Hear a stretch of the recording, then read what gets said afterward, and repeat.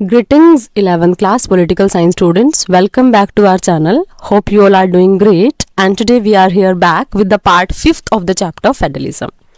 Basically in last class we were discussing that yes, Indian federalism is tilted toward the center. And in that context we have understood 5 points. Right? And there are some more provisions also which are telling us that yes, in our country federal structure is tilted toward the center only. So the rest of the topics which we were not able to cover in the last video, that we are going to discuss today. Let us start now. The following extract from an article of the constitution makes this clear. हमारे constitution में एक article 257 वो क्या दिखाता है? That is also showing us that yes, in our country the federalism is tilted toward the center. मतलब वो झुका हुआ है, right? Article 257, ये Article 257 का clause 1. What is this telling to you? The executive power of every state shall be so exercised as not to impede or prejudice the exercise of the executive power of the union, and the executive power of the union shall extend it to the giving of such direction to a state as may appear to the government of India to be necessary for that purpose. अब basically हमें यहाँ पर क्या बताने की कोशिश की है कि हमारी कंट्री की जो पावर्स होंगी ना, हमारी कंट्री की जो बेसिकली स्टेट्स की पावर है, वो इस वे में नहीं हो सकती कि उनके ऊपर कोई रेस्ट्रिक्शंस नहीं है, बल्कि हमारी कंट्री में क्या सिचुएशन है, क्या पोजीशन है कि हमारी कंट्री की सेंट्रल गवर्नमेंट, यूनियन गवर्नमेंट अब चाहे तो वो क्या कर सकती है, कुछ पावर्स को एक्सटेंड कर सकती है स्टेट्स की, और कुछ पावर को कहीं ना कहीं क्या कर सकती है, हमारी ऐसे डायरेक्शन में अगर मान लिया हमारी सेंट्रल गवर्नमेंट को लग रहा है, हमारी यूनियन गवर्नमेंट को लग रहा है कि कुछ चीजें ऐसी हैं जो प्रॉपर नहीं है और हमें जरूरत है डायरेक्ट करने की स्टेट्स गवर्नमेंट को, है ना, तो ऐसे में वो कर सकती है जो हमारी कंट्री की गवर्नमेंट को, सेंट्रल गवर्नमेंट को लगता है कि ये हमारी कंट्री के लिए नेसेसरी है, हमें हमारी कंट्री के लिए डेवलपमेंट करना, तो उसके लिए हमें ना स्टेट से रिलेटेड कुछ पावर्स को कहीं ना कहीं एक टाइप से श्रिंक करना पड़ेगा. That can be done, right. तो मतलब जैसे हम लोगों को देखो क्या फील हुआ, हमने 2019 में फील किया कि जम्मू कश्मीर एक ऐसा इशू है जिसको हम इतने इजीली तो सॉर्ट आउट नहीं कर सकते, तो हमने क्या कर दिया, उसको यूटी में कन्वर्ट कर दिया. और यूटी में कन्वर्ट होने का मतलब, यूटी में कन्वर्ट होते उसका क्या इंपैक्ट पड़ा कि अब हमारे और पाकिस्तान के रिलेशन कहीं ना कहीं थोड़े पहले से बेटर हो गए, क्योंकि जो कंसर्निंग पॉइंट था, कंफ्लिक्टिंग पॉइंट था, वही कहीं ना कहीं अब स्टेट ही नहीं रहा हमारी कंट्री का, that is a union territory only. समझ आया? तो हम लोग क्या फील करते हैं कि अगर हमें कुछ ऐसा फील हो रहा है ना, हमारी कंट्री की सिस्टम, सेंट्रल गवर्नमेंट को फील हो रहा है कि कुछ ऐसा करने की रिक्वायरमेंट है, तो हमारी गवर्नमेंट स्टेट्स के रिगार्डिंग कुछ नेसेसरी एक्शंस ले सकती है. जैसे कि ऑलरेडी हम लोगों ने पढ़ा कि स्टेट्स का तो एग्जिस्टेंस ही कहाँ पर डिपेंड करता है, हमारी पार्लियामेंट के ऊपर डिपेंड करता है. वो जब चाहे स्टेट्स को, नए स्टेट्स को बना सकती है, जब चाहे दो स्टेट्स को जोड़ के एक स्टेट बनाए, और जब चाहे एक स्टेट को तोड़ के दो स्टेट्स बना सकती है. Right? You have already studied in the chapter on executive that we have an integrated administrative system. हम लोगों ने क्या पढ़ा, इंटीग्रेटेड है मतलब सेंटर और स्टेट दोनों को मिला दो, इंटीग्रेटेड है. The all India services are common to the entire territory of the India. आप लोगों ने पढ़ा था ना, हम लोगों ने पढ़ा था ऑल इंडिया सर्विसेज, याद आया? वो कैटेगरी हम लोगों ने स्टडी की थी, है ना. तो जो हमारी ऑल इंडिया सर्विसेज हैं वो क्या है, are common to the entire territory of India. हमारी कंट्री में जो ऑल इंडिया सर्विसेज की कैटेगरी है वो पूरी की पूरी इंटायर टेरिटरी की इंडिया के लिए एक टाइप से एक जैसी वर्क करती हैं, right. And officers chosen by these services serve in the administration of the state. देखो हम लोगों ने, मैंने आप लोगों को, अगर आप लोगों ने वो चैप्टर ध्यान से सुना हो तो आप लोगों को भी याद आ रहा होगा. At that time also I told you that just because IAS officers are selected by the central authority, that is UPSC, Union Public Service Commission. याद आया? And I have told you कि उस टाइम पे क्या होता है, उनको select तो किसने कर दिया, although they are selected by their qualifications, a lot of test, a lot you can say interviews is taken by those all candidates, but even then उनको अपॉइंट कौन कर रहा है, that is the central commission, Union Public Service Commission. And after they selecting, where are they appointed? उनकी appointment कहाँ हो रही है, as an IAS officer, as an IPS officer, as an income, as an collector, right? उनको कहाँ appoint किया जा रहा है, they are appointed in the states ना. समझ आया? इट मीन्स क्या है, जिसके अपॉइंटमेंट सेंटर कर रहा है और उसको फिर कहां पे अपॉइंट किया जा रहा है, उसको अपॉइंट किया जा रहा है स्टेट्स में. तो इट मीन्स क्या होगा, वो जो आईएएस ऑफिसर बना है, वो जो आईपीएस ऑफिसर बना है, उसकी सैलरीज और अलोवेंसेस का इंपैक्ट किसकी इकोनॉमी के ऊपर पड़ रहा है, उसकी सैलरीज और अलाउंसेस कहां से आ रहे? They are coming from the states only. समझ आया? तो मतलब एक ऐसा पर्सन जिनको स्टेट्स ने अपने लिए अपॉइंट ही नहीं किया, but even then they are appointed, और उनकी सैलरीज और अलाउंसेस भी उन्हीं को देने पड़ रहे हैं। तो ये सारी की सारी चीजें हमें क्या दिखाती हैं? ये सारी की सारी चीजें हमें बताती है that yes our federalism is tilted toward the centre. समझ आया? अब देखो यहाँ पे यही आपको बताया गया है, all India services are common to the entire territory of India and officers chosen for this services serve in the administration of the state. सबको पता है वो स्टेट के एडमिनिस्ट्रेशन में वर्क करेंगे, राइट? उसके अलावा 10 an IAS who become the collector or an IPS officer who serves as the commissioner of police are under the control of the central government। मतलब अगर इनको कहीं ट्रांसफर और ये सारी चीजें करनी तो सेंट्रल गवर्नमेंट करती है। मान लिया आज किसी को अपॉइंट कर दिया राजस्थान में, हो सकता है कल को उसको गुजरात में भेज दें। तो मतलब इनकी सारी की सारी चीजें किसके ऊपर डिपेंड हो रही है? और सबसे इंपॉर्टेंट चीज कि अगर इनको रिमूव भी करना है ना, तो इनको रिमूव भी करेंगे तो वो भी स्टेट इनको रिमूव नहीं कर सकते। मान लिया वो राजस्थान में अपॉइंटेड है कोई पर्सन, कोई IAS ऑफिसर, कोई IPS ऑफिसर, और उन्होंने कोई ऐसा वर्क कर दिया और तो उनके अगेंस्ट अगर डिसिप्लिनरी एक्शन लेना है तो डिसिप्लिनरी एक्शन भी स्टेट ले ही नहीं सकते। समझ आया? अब देखो ये वही बता रहे हैं कि वो सारे के सारे सेंट्रल गवर्नमेंट के अंडर है and states can neither take disciplinary action nor can they remove these officers from services. ना तो उनके अगेंस्ट में डिसिप्लिनरी एक्शन ले सकते हैं और ना ही वो इन ऑफिसर्स को रिमूव कर सकते हैं, राइट? तो मतलब फिर क्या हुआ? उनका बेनिफिट क्या हुआ? मतलब सेंटर ने उनको अपॉइंट किया एक टाइप से और वो वर्क करे स्टेट्स में। उनका बर्डन किसके ऊपर पड़ रहा है? बर्डन पड़ रहा है स्टेट की इकोनॉमी के ऊपर, but even then states are not having any authority to say anything related to their removal, right? अगर उन्होंने कुछ वर्क भी किया तो उनके अगेंस्ट में डिसिप्लिनरी एक्शन लेने का राइट भी स्टेट्स के पास नहीं है। Got it? अब देखो, oh the central government appears me to be all powerful, do not the state complain about it. क्या? क्योंकि देखो आप लोग देखने लो कि स्टेट्स की कंपैरिजन में हमारा सेंटर कितना ज्यादा पावरफुल है। तो कह रहे क्या स्टेट इसके रिगार्डिंग कंप्लेन नहीं करते? और इससे पहले भी देखो ये Oh, now I understand why our constitution is not only about borrowing from others. It must have designed federalism according to our needs. आप लोगों ने पढ़ा था ना, हमने जब फर्स्ट चैप्टर रीड किया था तो उसमें हम लोगों ने ना बार बार ये चीजें डिस्कस की कि हमारी कंट्री के कॉन्स्टिट्यूशन पे ना ये क्या लगता रहता है, एलिगेशंस लगते रहते हैं कि हमारा कॉन्स्टिट्यूशन क्या एक बोरोइंग बैग है, राइट? बट क्या वो एक्चुअल में बोरोइंग बैग है? सिर्फ हमने क्या कर दिया, बोरो कर लिया उसको दूसरी कंट्री से? दैट्स नॉट देयर ना। क्यों नहीं है? क्योंकि हमने क्या कर दिया, हमने सारी की सारी चीजों को अपनी पोजीशन के अकॉर्डिंग चेंज किया है। फॉर एग्जांपल हम लोगों ने फेडरलिज्म भी अडॉप्ट किया है, तो फेडरलिज्म ऑल दो हमने यूएसए से अडॉप्ट कर लिया एक टाइप से, फेडरल स्ट्रक्चर यूएसए का एग्जांपल है, बट इवन देन हमारा फेडरलिज्म हमारी सिचुएशन के अकॉर्डिंग एप्रोप्रिएट है, राइट? इट मीन्स अगर इसको कोई बोलता है ना कि हमारी कंट्री का कॉन्स्टिट्यूशन बोरोइंग बैग है, although we can't deny that we have taken lot of things from the other constitution, but we can't say कि हम लोगों ने just उसको blindly follow कर लिया। We have clearly understood the situation of the country, and after that we have molded every provision according to our needs only। समझ आया? यहां तक आई थिंक आप लोगों को क्लियर है। अब इसके अलावा और देखो क्या है, article 33 and 34 authorize the parliament to produce persons in the service of a union or state in respect of any action taken by them during martial law or to maintain or restore order। ये भी क्या बताता है कि जो हमारी country में article 33 और आर्टिकल 34 है, ये भी क्या बताता है आपको, ये पार्लियामेंट को ऑथराइज करता है किसके रिगार्डिंग, किसके अगेंस्ट में, to protect person in the services of the union, कि वो अपने मतलब यूनियन के पर्सन है ना जितने भी, जैसे IAS ऑफिसर्स जो हो गए, उनको वो क्या करेंगे, प्रोटेक्ट करेंगे। और the state in respect of any action taken by them during martial law, it is martial law, अगर मार्शल लॉ और अगर रिस्टोरेशन ऑर्डर में अगर उनके ऊपर कुछ एक्शंस हो रहा है ना, तो सेंट्रल गवर्नमेंट क्या कर सकती है, पार्लियामेंट प्रोटेक्ट कर सकती है यूनियन रिप्रेजेंटेटिव्स को। समझ आया?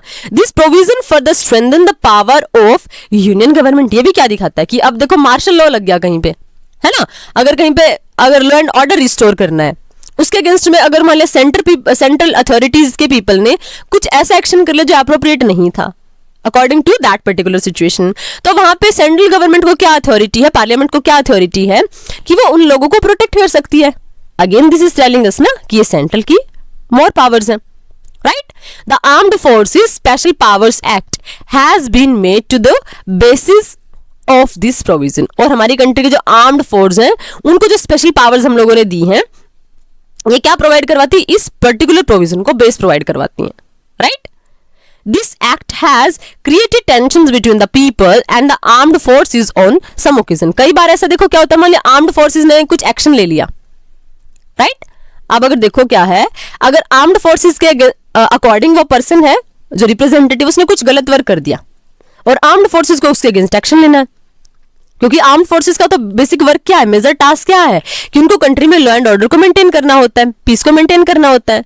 बट अगर मान लिया ऐसा कोई रिप्रेजेंटेटिव जो सेंटर का रिप्रेजेंटेटिव है बट उसने कोई ऐसा एक्शन ले लिया दैट इज नॉट एप्रोप्रिएट, तो वहां पे क्या सिचुएशन होगी, वहां पे अगर उनके अगेंस्ट में कोई एक्शन लिया जाएगा तो व्हाट विल हैपन, पार्लियामेंट अपने सेंट्रल रिप्रेजेंटेटिव्स को बचाने के लिए क्या करेगी, कुछ ना कुछ एक्शन लेगी। समझ आया, गॉट इट। तो इस वजह से क्या होता है, फिर उन लोगों को जो आर्म्ड फोर्सेस में वर्किंग है उनको क्या लगता है कि हमारी तो कोई इंपॉर्टेंस है ही नहीं, तो इस वजह से वो क्या हो जाता है, कई बार सेंट्रल गवर्नमेंट और जो हमारी आर्म्ड फोर्सेस हैं उनके बीच में भी टेंशंस क्रिएट हो जाती हैं, राइट। अब यहां पे on the basis of the reading आपसे कुछ पूछा गया है, अब जैसे कि give 2 reasons for the claim that our constitution has a unitary bias. अब देखो आप लोगों ने पूरा का पूरा पढ़ लिया ना, आप इसमें 2 कोई भी एग्जांपल लिखो, आप इमरजेंसी का एग्जांपल लिखो, आप जो हमारे यूपीएससी के थ्रू अपॉइंट होने वाले पर्सन है, आईएएस ऑफिसर, आईपीएस ऑफिसर्स, आप उनके एग्जांपल लिखो, आप इमरजेंसी का एग्जांपल लिखो, any of the example that you are feeling that yes you have understood properly completely, you can mention that, right. उसके अलावा do you think that a strong centre makes the states weak, क्या आपको लगता है कि एक strong centre states को weak करता है? देखो हमने क्या पढ़ा कि स्टेट की एग्जिस्टेंस और उसकी एक टाइप से अबॉलिशन वो किसके ऊपर डिपेंड करता है, वो डिपेंड कर रहा है पूरा का पूरा सेंटर के ऊपर, राइट। तो ऑफ कोर्स जो स्ट्रॉन्ग सेंटर है कहीं ना कहीं वीक करता है, हालांकि हमने क्या कोशिश की, हमने डिवीजन किया है पावर्स का क्लियरली, बट इवन देन हमने क्या पढ़ा अभी कि हमने जम्मू कश्मीर को चाहा तो क्या कर दिया, उसको स्टेट से कन्वर्ट करके यूनियन टेरिटरी में कन्वर्ट कर दिया। तो मतलब ये कहीं ना कहीं क्या दिखा रहा है, और स्टेट उसको प्रोटेस्ट भी नहीं कर सकते, स्टेट उसके अगेंस्ट कुछ एक्शन भी नहीं ले सकते, क्योंकि सेंट्रल गवर्नमेंट हमारी कंट्री की सेंट्रल पार्लियामेंट की अथॉरिटी है। तो ये हमें क्या बताता है, ये चीजें हमें यही बताती है ना कि हमारी कंट्री का जो स्ट्रॉन्ग अगर सेंटर है तो हमारे स्टेट्स को वीक कर सकता है। उसके अलावा और क्या हो सकता है, जो स्ट्रॉन्ग स्टेट्स है विल वीकर द सेंटर, क्या जो हमारी कंट्री का सेंटर अगर वीक है, राइट, तो मतलब जो अगर स्टेट्स को ज्यादा स्ट्रॉन्ग कर दिया जाए, क्या इसका इंपैक्ट ये पड़ेगा कि सेंटर वीक हो जाएगा? कैसे सेंटर वीक हो सकता है? तो of course this can also happen. अब देखो क्यों ऐसा हो सकता है, मान लिया हमारी कंट्री ने ऐसा सिस्टम अडॉप्ट कर लिया कि स्टेट्स को बहुत ज्यादा पावर्स प्रोवाइड करवा दी, तो उसका इंपैक्ट क्या पड़ेगा, उसका इंपैक्ट ये होगा कि जब स्टेट इतनी ज्यादा पावरफुल पोजीशन में आ जाएंगे तो they will be doing everything according to their choices only, अपनी मर्जी के अकॉर्डिंग वो वर्क करेंगे ना। तो ऐसे में क्या हो सकता है, वो इवन ये भी डिमांड कर सकते हैं कि हमें तो सेंटर के साथ रहना ही नहीं है, हमें तो अलग होना है। हम लोगों ने ऑलरेडी स्टडी किया ना वेस्ट इंडीज के केस में, जहां पर सेंटर इतना ज्यादा स्ट्रॉन्ग था नहीं, तो आप लोगों ने पूरा स्टडी किया ना डिसोल्यूशन, राइट। तो अगर स्टेट्स बहुत ज्यादा स्ट्रॉन्ग हो जाते हैं तो वहां पर सेंटर वीक हो सकता है। दैट्स वाई, इसलिए क्या जरूरी है, it is very much required to create a balance, कि हमारे स्टेट और सेंटर के बीच में बैलेंस जनरेट रहे, और उस बैलेंस के थ्रू हम लोग क्या कर सकते हैं, एक ऐसा सिस्टम डेवलप कर सकते हैं जिसमें स्टेट्स का भी इंपॉर्टेंस है और सेंटर का भी इंपॉर्टेंस है। फाइन, आई होप क्लियर, यहां तक आप लोगों को पूरा समझ आया कि हमारी कंट्री में ऐसे प्रोविजंस कौन से हैं जो सेंटर को ज्यादा पावरफुल बनाते हैं, राइट। अब देखो, अब हम रीड करेंगे कि हमारी कंट्री में कॉन्फ्लिक्ट्स कौन कौन से हैं, इंडियन जो फेडरल स्ट्रक्चर है उसमें। अब कुछ ना कुछ तो इश्यूज है ना, वो कौन कौन से इश्यूज हैं। अब देखो, in the previous section we have seen that the constitution has vested very strong powers in the center। आप लोगों ने अभी भी यही पढ़ा ना, all those provision of the constitution which are telling us that yes center is more powerful। तो ऐसे में क्या हो सकता है, आप लोगों ने ऑलरेडी ये चीज स्टडी की। So thus the constitution recognizes the separate identity to the regions and yet gives more powers to the center। और यही क्या होता है, इसीलिए हमारा कॉन्स्टिट्यूशन क्या रिकॉग्नाइज करता है कि स्टेट्स को ना हमें एक सेपरेट आइडेंटिटी देनी पड़ेगी, है ना, of the reasons and yet gives, हम मतलब हमारे कॉन्स्टिट्यूशन को पता है कि हमें स्टेट्स को अथॉरिटी देनी पड़ेगी, बट इवन देन हमें क्या करना पड़ेगा, सेंटर को ज्यादा पावर्स देनी पड़ेंगी, because of the condition of the country we have adopted this system. So once the principle of identity of the state is accepted, it is quite natural that the state would expect a greater role and powers in the governance of the state and the country as a whole. और देखो ऐसा हम लोगों ने क्यों किया, ऐसा इसलिए किया क्योंकि अगर आपने एक बार ज्यादा पावर्स देना शुरू कर दिया ना स्टेट्स को, तो फिर वो क्या करेंगे. हम लोगों ने क्या स्टडी किया, वेस्ट इंडीज में यही तो हुआ था ना. तो मतलब फिर वो क्या करते हैं, क्योंकि फिर वो और ज्यादा गेन करने की कोशिश करते हैं. पावर और मनी ये दोनों ऐसी चीजें कि जिसके पास जितनी आ जाए वो उससे ज्यादा गेन करने की कोशिश करता है. तो the same thing was here also. यहां पर भी हो सकती है. हमने ऑल दो एक क्लियर डिवीजन किया, और हमने ऐसा क्यों किया क्योंकि अगर हम स्टेट्स को ज्यादा पावर देते तो फिर वो और ज्यादा की डिमांड करते. And of course they could have demand more autonomy in the whole country also. और इसकी वजह से क्या होता, this leads to various demands from the states. और क्या होता, बहुत ज्यादा डिमांड स्टेट्स की इंक्रीज हो जाती. So from time to time states have demanded that they should be given more powers and more autonomy. लेकिन हमारी कंट्री में जब हम बोलते हैं that yes we are having federal structure, तो फिर क्यों सेंटर इतना पावरफुल है, राइट? क्यों इतनी ज्यादा स्ट्रॉन्ग पोजीशन में है? इसी के अगेंस्ट हमारे स्टेट्स को प्रॉब्लम होती है. और फिर वो क्या करते हैं, they demand that they should also have some more powers and more autonomy. This leads to tensions and conflicts in the relation between the center and the state. और यही क्या करता है, यही चीजें टेंशन क्रिएट करती हैं हमारे स्टेट और सेंटर के रिलेशन के बीच. समझ आया? अब उसके अलावा एंड बिटवीन द स्टेट और इवन स्टेट्स के बीच में भी, क्योंकि जैसे मैंने आप लोगों को बताया कि फाइनेंशियल असिस्टेंस के ऊपर स्टेट डिपेंड करते हैं, राइट? मान लिया एक स्टेट को ज्यादा अथॉरिटी मिल गई और दूसरे स्टेट को कम. मान लिया मनी के बारे में आप लगा के चलो, मान लिया एक स्टेट को ज्यादा मनी ग्रांट हो गई और एक स्टेट को कम मनी ग्रांट हुई, तो अब उसका इंपैक्ट क्या पड़ेगा? अब उसका इंपैक्ट यही पड़ेगा ना कि इसकी वजह से क्या प्रॉब्लम राइज होगी कि स्टेट्स के बीच में भी कन्फ्लिक्ट तो हो सकते हैं ना. समझ आया? तो not only between centre and state but among the states also it can create the problem, right? So demands for autonomy are of political nature and needs to be resolve through negotiations. इसलिए हम लोगों को बहुत ज्यादा जरूरी है, क्या बहुत ज्यादा जरूरी है कि हमें जो डिमांड है क्या पॉलिटिकल नेचर की, उसको हमें प्रॉपरली रिजोल्व करना है, प्रॉपरली टैकल करना है थ्रू नेगोशिएशंस ओनली. क्योंकि देखो अगर नेगोशिएशंस नहीं हुए तो फिर ट्रस्ट का गैप आना शुरू हो जाता है, और जब वो ट्रस्ट का गैप आता है that is not beneficial from any point of view for the entire country. इसलिए बहुत ज्यादा जरूरी है कि हमें नेगोशिएशंस के थ्रू हमें फील करना चाहिए हमारे सेंटर को भी states are our body parts, है ना? तो we should keep in mind that their development is as much required for the country, right? So और स्टेट्स को क्या फील करना चाहिए? स्टेट्स को फील करना चाहिए कि अगर सेंटर का डेवलपमेंट होगा, मतलब एंटायर सेंट्रल लेवल पे डेवलपमेंट हो रहा है, तो that will be beneficial for whole of the country. तो इट मीन्स क्या होना चाहिए, proper balance, coordination, understanding should be there, and for that negotiation is very much required for the resolving of conflicts, right? I hope यहां तक आपको समझ आया. अब रीड करेंगे सेंटर स्टेट रिलेशंस. अब सेंटर स्टेट रिलेशंस कैसे है हमारी कंट्री में? The constitution is only a framework or a skeleton.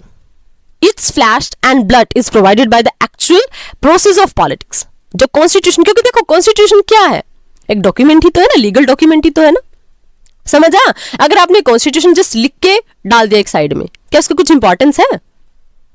Let me give example. आप लोगों ने टाइम टेबल बना दिया और जब तक उसको एप्लीकेबल नहीं किया, is that time table beneficial for you? Never ever, है ना? तो in the same manner constitution भी क्या है, ये तो फ्रेमवर्क है ना. हमारे शरीर की तरह जैसे हमारा स्केलेटन होता है, जब तक उसमें हड्डियां नहीं होंगी, फ्लैश नहीं होगा, ब्लड नहीं होगा, क्या वो वर्क करेगा? तो the same thing is that कि कॉन्स्टिट्यूशन तो हम लोगों ने बना दिया. कॉन्स्टिट्यूशन क्या है? सिर्फ एक स्केलेटन है, फ्रेमवर्क है, right? It's flash and blood is provided by the actual process. वो एक्चुअल में वर्क कैसे करते हैं कि हमारी कंट्री की पॉलिटिक्स कैसे वर्क कर रही है, राइट? उसका ब्लड कब मिलता है उसको? जब उसको ये पता चले कि हमारी कंट्री की पॉलिटिकल प्रोसेस कैसी है. Hence, federalism in India has to a large extent been influenced by the changing nature of the political system. और हालांकि क्या हो रहा है, हमारी कंट्री का जो फेडरल स्ट्रक्चर है वो बार बार पॉलिटिकल प्रोसेस से इन्फ्लुएंस होता रहता है. कभी हमारी कंट्री का फेडरलिज्म कैसा होता है, कॉपरेशन वाला हो जाता है. कभी कैसा हो जाता है, बार्गेनिंग वाला हो जाता है ना? कॉपरेशन वाला कैसे कि स्टार्टिंग में आप लोगों ने फील किया था ना कि जब कांग्रेस की, मैंने आप लोगों को बताया भी है कि जब कांग्रेस की गवर्नमेंट स्टार्टिंग में हुई 1967 तक, तो क्या था, एवरी स्टेट वाज फीलिंग कि दैट वाज गुड, है ना? चाहे एंटी कांग्रेस गवर्नमेंट थी, they were also getting respect, right लेकिन जैसे ही क्या होना शुरू हो जाता है, हमारी कंट्री में कोएलिशन गवर्नमेंट्स बनती हैं, तो वहां पे क्या होना शुरू होता है, वहां पे आता है बार्गेनिंग फेडरलिज्म कि अब स्टेट्स डिमांड करते कि आप हमें इतनी चीजें प्रोवाइड करो, हम आपको सपोर्ट देंगे। समझ आया? तो अब देखो यहां पर वही चीजें बताई गई। In the 1950s and early 1960s the foundation of our federalism was laid under Jawaharlal Nehru. It was also a period of Congress dominance over the centre as well as the states. यही चीजें कि जब आप स्टार्टिंग का देखते हो ना, तो बड़ा अच्छा कोऑपरेटिव फेडरलिज्म आपको दिखता है। और वो क्यों दिखता है? Because our leadership was done by Pandit Jawaharlal Nehru is a very nice man, right. और उस टाइम पे जो इंपॉर्टेंट रीजन था सबके बीच में बैलेंस बनने का, वो क्या था कि हमारी कंट्री में जो सेंटर और स्टेट लेवल थे वहां पे सेम गवर्नमेंट थी, हर जगह सिर्फ कांग्रेस ही थी। Except on the issue of formation of new states, the relation between the center and states remained quite normal during the period. और इसीलिए क्या हुआ, हमारी कंट्री में रिलेशन अच्छे खासे रहे, right. The states were hopeful that they would be making progress with the help of grants in aid from the center. क्योंकि स्टेट्स को क्या लग रहा था कि हम भी ग्रो करेंगे, जैसे सेंटर हमें ग्रांट प्रोवाइड करेगा, मनी ग्रांट करेगा, तो हम भी ग्रो करेंगे। Besides, there was considerable optimism about the policies of socio-economic development designed by the center. और कहीं ना कहीं क्या था, एक ऑप्टिमिस्टिक वे था। आज हम लोग क्या फील करते हैं, देखो आज जिन स्टेट्स और सेंटर की सेम गवर्नमेंट है, वो तो फील करते हैं इट इज गुड कि सेंट्रल गवर्नमेंट उन्हें क्या प्रोवाइड करती है, अच्छी खासी ग्रांट प्रोवाइड करवाती है, राइट। तो इसीलिए उन स्टेट में तो ऑप्टिमिज्म का एलिमेंट आपको दिख जाएगा। बट उसके अलावा जो अदर दैन सेंट्रल गवर्नमेंट वाले पॉलिटिकल पार्टीज अगर कहीं से किसी स्टेट में एग्जिस्ट करें, वहां क्या हाल होता है, ये हमारी कंट्री में 1960s से शुरू हुआ। अब देखो यहां क्या हुआ, आई होप यहां तक आप लोगों को समझ आया पूरा कि स्टार्टिंग में हमारा जो फेडरलिज्म है that was completely cooperative federalism, जहां पे हर जगह सिर्फ कांग्रेस की गवर्नमेंट है, राइट। लेकिन फिर क्या हुआ, in the middle of the 1960s Congress dominance declining somewhat and in large number of state opposition party came to the power. और यही प्रॉब्लम अराइज होना शुरू हुई कि जब कांग्रेस का डोमिनेंस ओवर हुआ तो अपोजिशन पार्टीज आना शुरू हो गई। और इसका क्या रिजल्ट निकला, it resulted in demand for greater powers and greater autonomy to the state. अब क्या होना शुरू हो जाएगा, अब स्टेट ज्यादा ऑटोनॉमी की डिमांड करेंगे, क्योंकि उनको पता है सेंटर में अलग गवर्नमेंट है, स्टेट्स में अलग है, और वो लोग एग्जिस्टेंस में इसीलिए आए क्योंकि वो कांग्रेस को अपोज कर रहे हैं। समझ आया? इसलिए अब स्टेट्स क्या डिमांड करेंगे, दे will B demanding for more autonomy, they will be demanding for more powers. In fact, these demands were a direct fallout of the fact that different parties were ruling at the center and in many states. और इसका reason, सबसे बड़ा reason क्या था, सबसे बड़ा reason यही था कि अलग अलग लेवल पे अलग अलग पार्टीज गवर्न कर रही थी, right. So the state government were protesting against what they saw as unnecessary interference of the government by the Congress government at the center. इसलिए अब वो हर एक चीज के रिगार्डिंग प्रोटेस्ट कर रहे थे। सेंट्रल गवर्नमेंट अगर कुछ इंटरफेयर कर रही थी तो वो उस हर चीज के अगेंस्ट में वो प्रोटेस्ट कर रहे थे, वो इस अराइज कर रहे थे, right. The Congress too was not very comfortable with the idea of dealing with political context give but with dealing with government led by opposition party. और कांग्रेस का भी आइडिया क्या था, अब देखो अगर अपोजिशन वाले कांग्रेस को पसंद नहीं करेंगे तो कांग्रेस भी ऑफ कोर्स उनको पसंद नहीं करेगी, और कहीं कोऑर्डिनेशन एस्टैब्लिश होगा ही नहीं। तो इसीलिए क्या हुआ, कांग्रेस ने भी इस आइडिया को अच्छी तरीके से ट्रीट नहीं किया, है ना। और इसका क्या इंपैक्ट हुआ, इस वजह से क्या हुआ, this peculiar political context gave birth to our discussion about the concept of autonomy under a federal system. और यहां से क्या राइज होता है कि फेडरल सिस्टम तो रह सकता है, बट इवन देन वहां पे क्या होना चाहिए, एक होनी चाहिए ऑटोनॉमी होनी चाहिए, यानी फेडरल स्ट्रक्चर भले ही हो बट स्टेट्स के पास ये अथॉरिटी हो कि वो ऑटोनॉमी एंजॉय कर सके। यहां से ये वाली डिमांड और ये वाला इश्यू अराइज होता है। सो फाइनली फिर क्या होता है, अब फिर सिनेरियो चेंज हुआ, है ना। अब फिर क्या हुआ फाइनली, अब देखो यहां तो क्या हुआ था, यहां था कॉपरेशन वाला, राइट। यहां पे कहीं ना कहीं कॉन्ट्राडिक्टरी हो गया, समझ आया, मतलब एक दूसरे के ऑपोजिट वाला हो गया। और यहां पे क्या हुआ, finally since the 1990s Congress dominance has largely ended and we have entered an era of coalition politics specially at the centre. और 1990s के बाद तो क्या हो गया, पूरा का पूरा पॉलिटिकल सिस्टम ही चेंज हो गया, कांग्रेस खत्म ही हो गई एक टाइप से, सेंट्रल लेवल पे कांग्रेस की ऑटोनॉमी खत्म हो गई। और इस वजह से क्या हुई, हमारी कंट्री में सेंट्रल लेवल पे स्टार्टिंग होती है, एरा शुरू होता है कोलिशन गवर्नमेंट का, कोलिशन पॉलिटिक्स का। So in the states too, different parties, both national and regional, came into the powers. और states में भी यही हुआ, कई सारी पार्टीज ने मिलकर गवर्नमेंट बनाना शुरू कर दी। So this has resulted in a greater say for the states, a respect for diversity and the beginning of a more mature federalism. अब यहाँ से हमारा फेडरलिज्म ना बहुत ज्यादा स्ट्रॉन्ग होना शुरू हुआ, क्योंकि अब सेंटर को भी क्या पता है कि स्टेट्स का भी उतना ही इंपॉर्टेंस है. अब सेंटर ने स्टेट को इंपॉर्टेंस देना शुरू कर दिया. Thus it is the second phase that the issue of autonomy became very very important politically. और यहाँ से क्या हुआ कि यहाँ से क्या हुआ, पोटेंशियली किसका पोटेंशियल इंक्रीज हो गया कि स्टेट्स है वो ज्यादा ऑटोनॉमी की डिमांड कर रहे हैं, और यहीं से वही पॉइंट अराइज हुआ. समझ आया? मतलब हमारा फेडरल स्ट्रक्चर कैसे कैसे चेंज होता है, और हमारा फेडरल स्ट्रक्चर कैसे चेंज होता है according to the political scenario of the country.